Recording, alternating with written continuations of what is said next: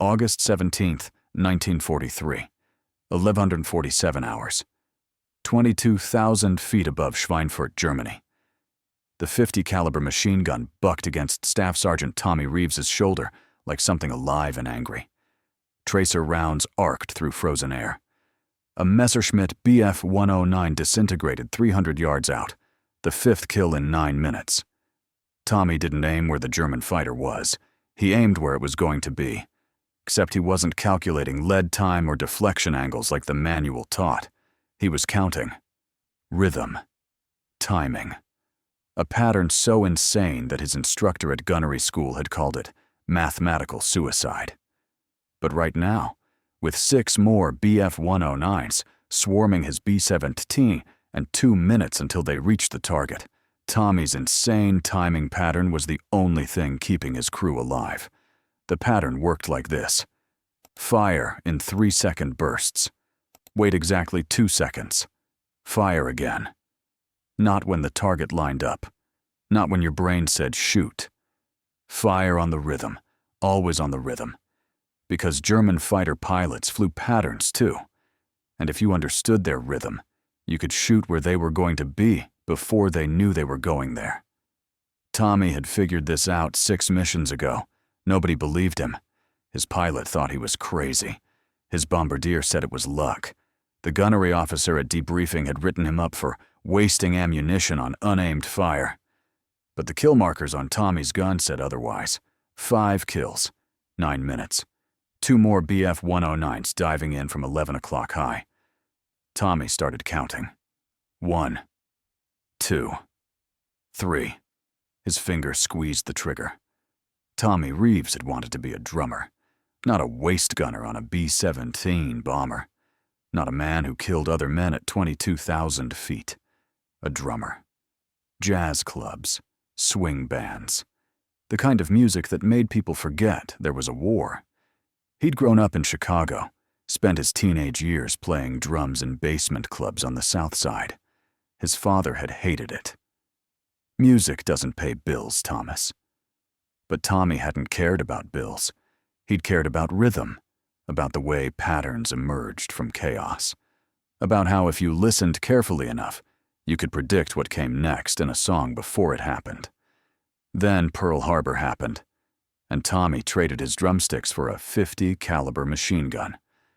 Gunnery school at Laredo Army Airfield, Texas, summer of 1942. They taught you to aim, to calculate lead angles, to understand that a fighter moving at 350 miles per hour required you to shoot ahead of it by a specific distance, based on range, closure rate, and deflection angle. It was science, mathematics, ballistics. Tommy had failed the first 3 qualification tests. He couldn't do the math fast enough, couldn't calculate the angles while targets moved, and his adrenaline spiked. His instructor, a hard-eyed captain named Morrison, had pulled him aside. "Reeves, you're thinking too much. You see a target, you aim where it's going, you shoot. That's it." "I can't calculate that fast, sir." "Then you wash out, because if you can't hit targets in training, you'll get your crew killed in combat." Tommy had sat in the barracks that night, drumsticks in hand. He'd brought them from home, couldn't let them go. He'd tapped out rhythms on his footlocker, and something had clicked. Fighter aircraft didn't move randomly. They flew attack patterns, dive angles, brake maneuvers, evasive action. All of it followed rhythms. Not exact, not mechanical, but rhythmic. Predictable if you stopped trying to calculate and started listening. The next day, Tommy tried something different.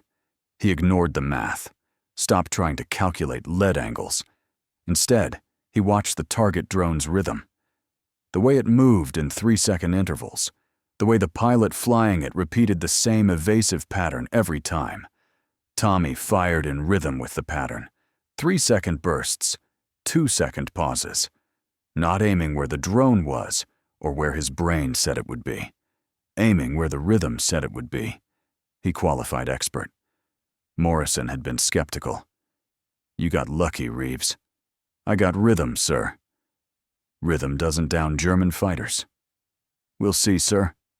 And here they were, August 17th, 1943. The Schweinfurt Regensburg mission, the deepest penetration into German airspace yet. No fighter escort past the French coast, just B-17s and German interceptors, and 22,000 feet of frozen sky. Tommy's B-17, nicknamed Devil's Dice, was in the low squadron, most vulnerable position. First target for German fighters because a kill in the low squadron could disrupt the entire formation. They'd crossed into German airspace at 11:32 hours. Fighters appeared at 11:38 hours. First attack came at 1141 hours.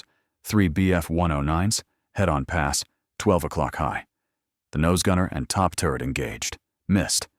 The 109s flashed past, rolled, came around for another pass. Tommy was in the waist position, port side. His field of fire was 9 o'clock to 3 o'clock, horizontal. He watched the 109s reposition, watched them set up for a beam attack, coming in from the side where the B-17's defensive fire was weakest. He started counting. Not consciously, not deliberately, just feeling the rhythm, the way the lead 109 moved, the way the pilot banked, the spacing between aircraft. German pilots flew in threes, swarm formation, lead, wingman, wingman. They attacked in sequence, 3-second intervals, always 3 seconds because that's how long it took to line up, fire, and break away. Tommy's finger found the trigger. He started firing before the first 109 entered his sight picture. 3-second burst, tracer rounds reaching out. The first Bf-109 flew directly into Tommy's fire stream, hit in the engine.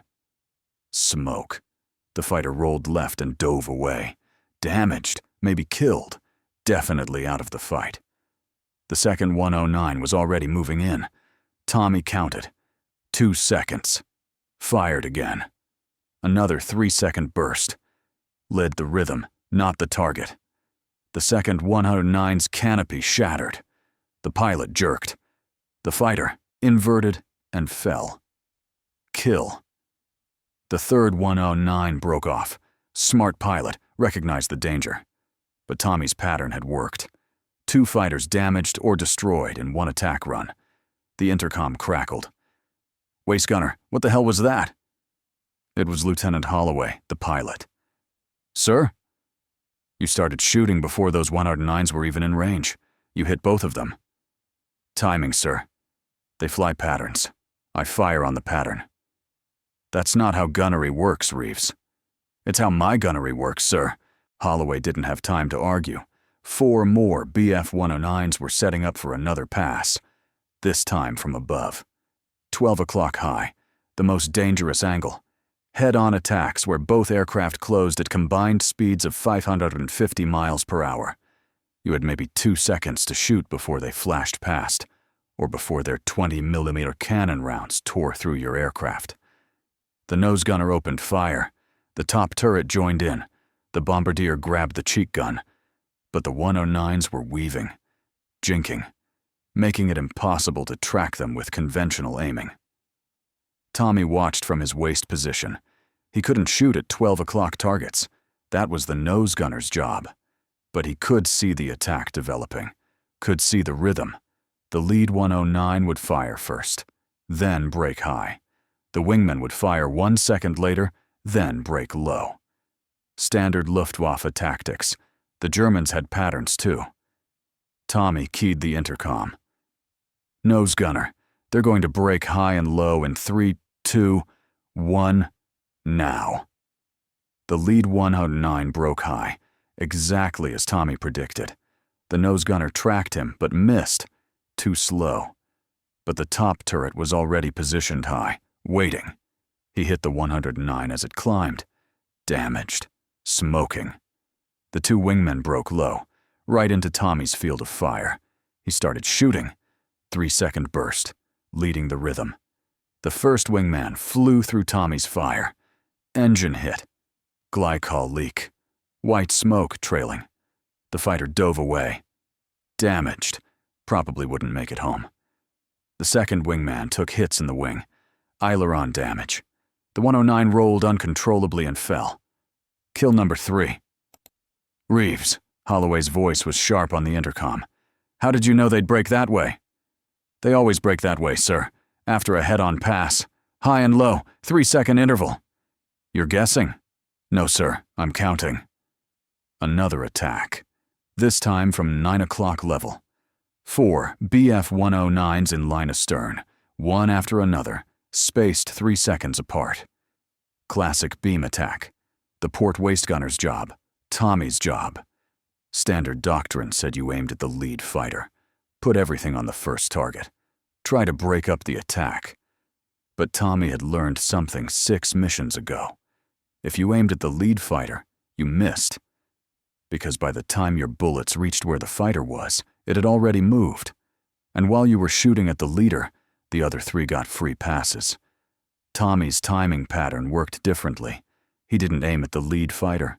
He aimed at where the second fighter would be, because the second fighter was flying the same line as the first. 3 seconds behind. Predictable.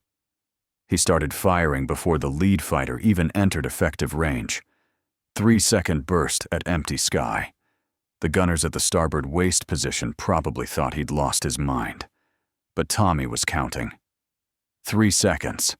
The lead 109 flashed past, untouched. Tommy's tracers were reaching out 200 yards ahead. The second 109 flew directly into them. Hits. Cockpit. Wing root. Engine. The fighter shuddered. Rolled. Exploded. Kill number 4. Tommy kept counting. 3 seconds. Fired again. Empty sky. Then the third 109 arrived, right where Tommy's bullets were waiting. Canopy shattered. Pilot slumped. The fighter pitched down. Kill number 5. The fourth 109 broke off. Smart pilot. Saw what was happening. Recognized that something was wrong. But by then, it was 11:50 hours. 3 minutes into the engagement, 5 German fighters destroyed or damaged. And Tommy Reeves's timing pattern had entered that strange zone where it stopped being technique and became instinct. He wasn't thinking anymore. He was feeling. The rhythm of the battle, the 3-second intervals, the way German pilots moved, the patterns they flew because patterns were safer than chaos, and every pilot, German or American, wanted to survive. 2 more BF-109s came in from 6 o'clock low. Tail position. The ball turret gunner, Corporal Jimmy Walsh, a kid from Brooklyn who'd never seen the inside of a jazz club, opened fire. Missed. The 109s climbed, rolled, came around for another pass. Tommy watched them reposition, watched the lead fighter set up, started counting. The 109s came in from 5 o'clock high. Quartering attack, difficult angle. Required leading the target in 3 dimensions: elevation, azimuth, and closure. The manual said you needed 6 seconds to calculate the firing solution. Tommy had 3 seconds before they opened fire. He didn't calculate. He counted. 3-second burst, leading the rhythm. The lead 109 took hits in the port wing. Fuel tank. Fire. The fighter broke away, trailing flame. Damaged. Probably a kill, but Tommy couldn't confirm it. The second 109 pressed the attack. Got close. Too close. 20-millimeter rounds punched through Devil's Dice's tail section. The tail gunner, Sergeant Paul Mitchell, screamed on the intercom. Hit. Wounded. The BF-109 flashed past, started to roll for another pass. Tommy tracked it. Waited. Counted. Fired. The burst was perfect. Right through the 109's engine. The fighter's propeller seized. The aircraft nosed down. Gliding. Dead stick. No power. Pilot trying to reach German-held territory. Kill number 6. Or at least a mobility kill.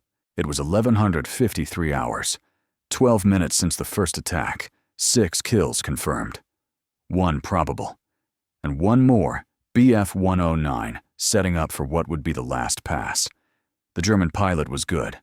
Tommy could tell by the way he moved. Cautious. Using the sun. Coming in from 7 o'clock high, where the B-17's defensive coverage was weakest. The tail gunner was wounded. The ball turret couldn't elevate high enough. The starboard waist gunner was focused on fighters coming from the other side. It was Tommy's shot. Last chance. Last fighter. Last 3-second burst before his ammunition ran out. He tracked the 109, watched it dive, waited for the rhythm to emerge. There. The pilot was compensating for closure, pulling lead, setting up for a deflection shot on the B-17's port wing. Standard attack profile. Tommy knew this rhythm, had seen it a dozen times. The pilot would fire in 3, 2, 1. Now. Tommy fired first, half a second before the German pilot committed. 3-second burst, leading the rhythm, leading the pattern, leading the predictable moment when the 109 would stabilize for its shot. The 50 caliber rounds tore into the BF-109's nose, through the engine, into the cockpit. The fighter's canopy exploded in red mist. The aircraft rolled inverted and fell. No parachute, no recovery. Kill number 7. Tommy's gun clicked empty, ammunition exhausted. He stepped back from the weapon. His hands were shaking, his ears rang. His oxygen mask smelled like cordite and blood and sweat. Outside the waist window, the sky was empty. No more fighters. The German interceptors had broken off, whether because they were low on fuel or ammunition, or because they'd lost 7 aircraft attacking 1 B-17. Tommy didn't know. He keyed the intercom. Pilot, waist gunner, area clear. No more fighters. Holloway's voice came back, shaking. Reeves, did you just down 7 fighters? 6 confirmed, sir. 1 probable. In 12 minutes? Yes, sir. Using your insane timing pattern? Yes, sir. There was a long pause. Then, when we get back, you're teaching every gunner in the squadron that pattern. I don't care if it's insane. It works. But teaching the pattern proved harder than using it. Back at Molesworth Airfield, England, Tommy tried to explain to the gunnery officer. Drew diagrams. Showed the rhythm. Demonstrated with his hands like he was playing drums. You don't aim at the target. You aim at where the pattern says the target will be. German fighters attack in 3-second intervals. You fire on the 3-second intervals. You're not shooting at aircraft. You're shooting at time. The gunnery officer, a major who'd flown 20 missions and knew conventional deflection shooting inside out, was skeptical. That's not how ballistics works, Sergeant. You need to calculate lead angle based on target speed, range, and deflection. There's mathematics. There's science. There's rhythm, sir. Rhythm isn't a gunnery principle. It is when the targets move in. Patterns. The major pulled out Tommy's combat report. 7 kills. 12 minutes. The numbers were undeniable. You got lucky. 7 times, sir? Luck runs in streaks. So does rhythm. They tested Tommy's method 2 days later. Put him in a training exercise with 3 other gunners. Set up target drones flying simulated German attack patterns. The other gunners used standard deflection shooting. Calculated lead angles. Aimed at the targets. Hit rate 30%. Tommy used his timing pattern. Counted. Fired on the 3-second rhythm. Hit rate 73%. The major stared at the results. That's not possible. It's rhythm, sir. There's no rhythm in aerial combat. There's chaos. Chaos is just rhythm you don't understand yet, sir. Tommy was right, but the major couldn't see it. Because the major was trained in science, in ballistics, in the mathematics of trajectories and lead angles. He wasn't trained in jazz. Wasn't trained to hear patterns in chaos. Wasn't trained to understand that human beings, even German fighter pilots, moved in rhythms because rhythm was predictable, and predictability felt safe. The other gunners in Tommy's squadron started asking questions. How did you know where to shoot? How did you predict the attacks? Tommy tried to explain. Brought his drumsticks to the briefing room. tapped out rhythms on the table. Listen, German fighters attack like this. Tap, tap, tap. 3-second intervals. They dive, they fire, they break. Always 3 seconds. Always the same rhythm. You don't aim where they are. You aim where the rhythm says they'll be in 3 seconds. Some gunners got it. Staff Sergeant Mike Torres, ball turret, understood rhythm because he'd played guitar before the war. Sergeant Bill Jackson, top turret, understood because he'd been a dancer. They started using Tommy's timing pattern, started counting instead of calculating. Their kill rates went up. But others couldn't do it, couldn't stop trying to aim, couldn't let go of the mathematics and trust the rhythm. And some died because they couldn't adapt fast enough. Lieutenant Morrison, Tommy's old gunnery instructor from Laredo, showed up at Molesworth in late September. He'd been reassigned to develop new gunnery training protocols. He'd heard about Tommy's 7 kills, wanted to understand the timing pattern. They sat in the mess hall. Tommy demonstrated with his drumsticks. It's like playing ahead of the beat, sir. In jazz, if you play exactly on the beat, you're late. You have to feel where the beat is going and get there first. German fighters are the same. They move in patterns. If you shoot where they are, you miss. But if you shoot where their pattern is going, you hit. Morrison watched, listened, finally nodded. You're doing something nobody teaches because nobody thinks it's real. But the kills prove it's real. So you'll add it to the training? I can't. Because 90% of gunners can't do what you do. They don't have the sense of rhythm, don't have the ability to feel patterns. They need the mathematics because mathematics is teachable. Rhythm isn't. But the ones who can should learn from you, off the books, informally. But I can't make it doctrine. Too many variables. Too dependent on individual talent. Tommy flew 18 more missions through the fall of 1943. His kill count climbed to 14 confirmed. He used the timing pattern on every mission. Sometimes it worked spectacularly. Sometimes it didn't work at all because the German pilots adapted. Started varying their attack intervals, breaking the 3-second rhythm. But most pilots couldn't maintain varied timing under stress. Under fire, they reverted to training, to patterns, to the rhythms that felt safe. And Tommy's timing pattern exploited that human tendency. In November, Tommy's B-17 took heavy damage over Bremen. Flak knocked out 2 engines. The pilot kept her flying, but barely. German fighters swarmed. Tommy was out of ammunition after the first attack. The starboard waist gunner was dead. The ball turret was jammed. They were defenseless. A FWI-190 lined up for the kill shot. Tommy watched it come in, counted the rhythm, saw the moment the German pilot would fire. And in that moment, the B-17's pilot, Lieutenant Holloway, who'd learned to trust Tommy's timing instincts, threw the aircraft into a violent bank. Right when Tommy would have said, now. The FW-190's rounds passed through empty air. The German pilot overshot, gave up the attack. Devil's Dice limped home on 2 engines.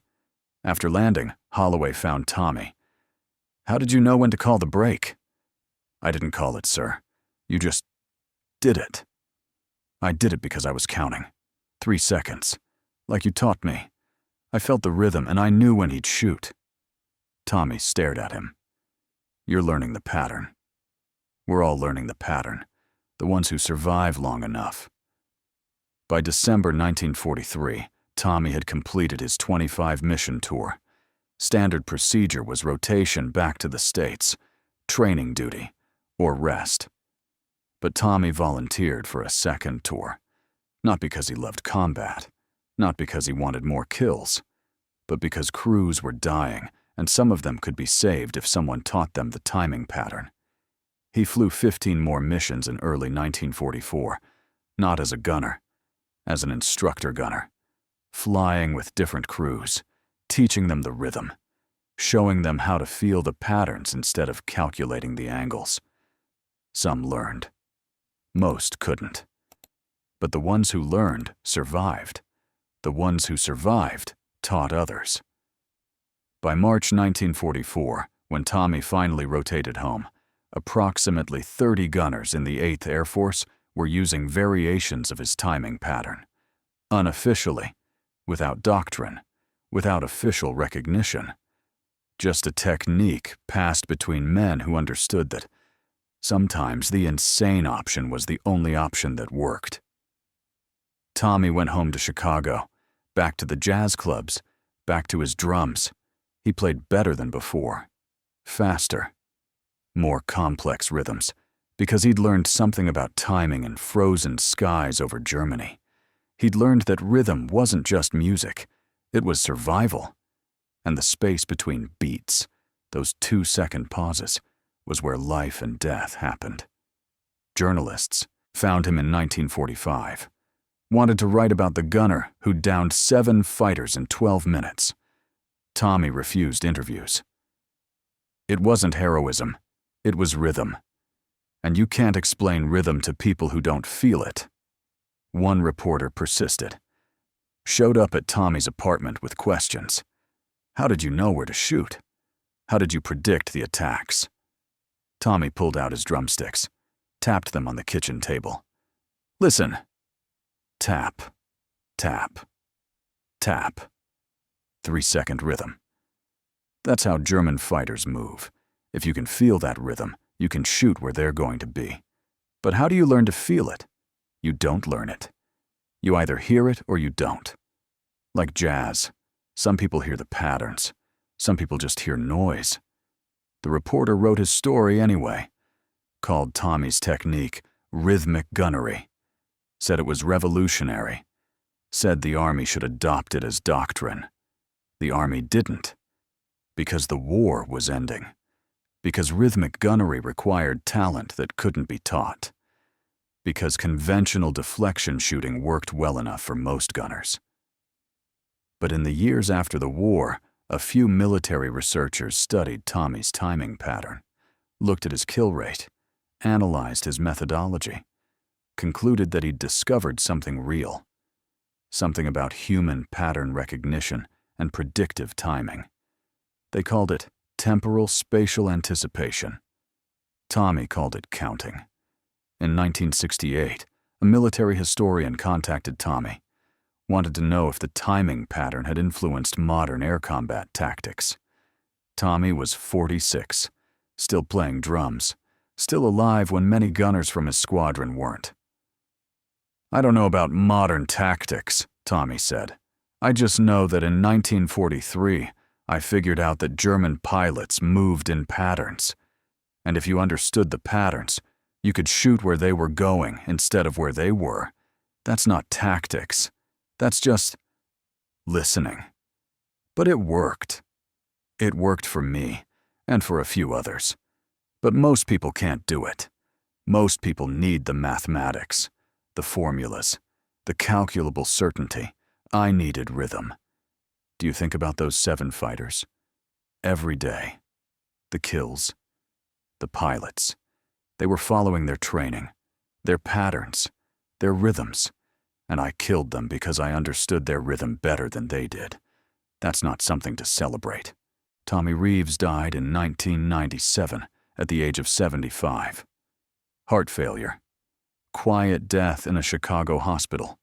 His obituary mentioned he'd been a B-17 waist gunner. Mentioned 14 confirmed kills. Didn't mention the timing pattern because most people had forgotten about it. But a few people remembered.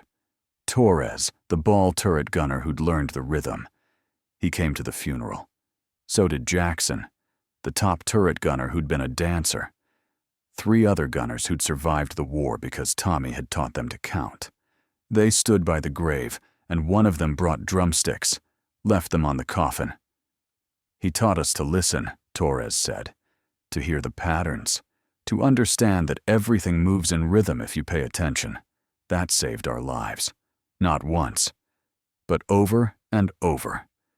The timing pattern isn't taught anymore, Modern air combat is too fast, too technological. Radar guidance, computer-assisted targeting, jets that move at supersonic speeds. There's no time for rhythmic counting, no space for human pattern recognition. But in 1943, at 22,000 feet over Germany, when a B-17 waist gunner had only his eyes and his instincts, and a .50 caliber machine gun, the timing pattern was revolutionary. 7 fighters in 12 minutes.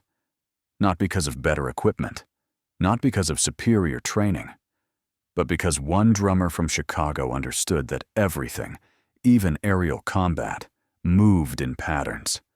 And if you learned the rhythm, you could shoot where the enemy was going to be before they knew they were going there. That's what Tommy Reeves discovered. That's what he taught to the few who could hear it. And that's what saved 127 airmen, counting his crew, the crews he instructed, and the crews they instructed in turn. All because someone listened to the rhythm instead of calculating the math. Sometimes the insane option is the only option that works. Sometimes counting beats saves more lives than counting angles. And sometimes a drummer makes a better gunner than anyone trained in ballistics ever could. Thomas Tommy Reeves passed away in 1997 at the age of 75. His insane timing pattern resulted in 14 confirmed kills during his 2 combat tours. On August 17, 1943, he downed 7 German fighters in 12 minutes using rhythmic counting instead of mathematical deflection. The timing pattern was never officially adopted by the Army Air Forces, but approximately 30 gunners learned the technique informally, and their survival rate was 23% higher than the squadron average. Modern air combat researchers have studied Reeves's method as an example of temporal spatial anticipation. Tommy called it counting. When asked if he was proud of his record, he would say, "I'm proud I came home. The rhythm just helped me do that." Sometimes listening saves more lives than calculating. If you found Tommy's story worth remembering, consider subscribing. There are more untold stories like this, people who survived by hearing patterns that nobody else could hear. Thanks for watching.